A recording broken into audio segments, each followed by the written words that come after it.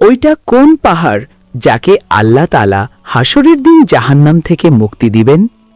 প্রিয় দর্শক, একদিন হজরত ঈসা আলাইহিসসালাম একটি গ্রামের রাস্তা দিয়ে যাওয়ার সময় শুনতে পেলেন একটি পাহাড়ের ভিতর থেকে কান্নার আওয়াজ আসছে।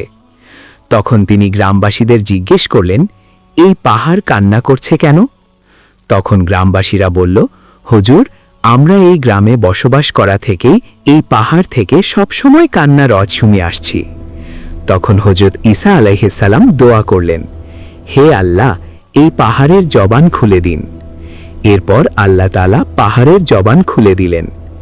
তখন হজরত ঈসা আলাইহিসসালাম তাকে জিজ্ঞেস করলেন, তুমি এত কান্না করো কেন? তখন পাহাড় বলল, হুজুর, জাহান্নামের ভয়ে আমি কান্না করি। মানুষ আমাকে কেটে কেটে মূর্তি বানায় এবং সেই মূর্তির ইবাদত করে।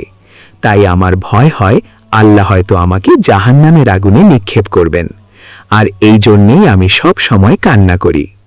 ঠিক তখনই আল্লাহ তাআলা ওহী নাজিল করে বললেন, হে ঈসা, আপনি পাহাড়কে বলে দিন, যেহেতু সে আমার ভয়ে কান্না করেছে, তাই হাসরের দিন আমি তাকে জাহান্নাম থেকে মুক্তি দেব।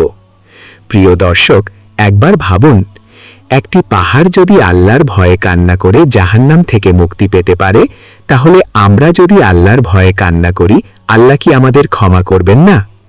অবশ্যই করবেন।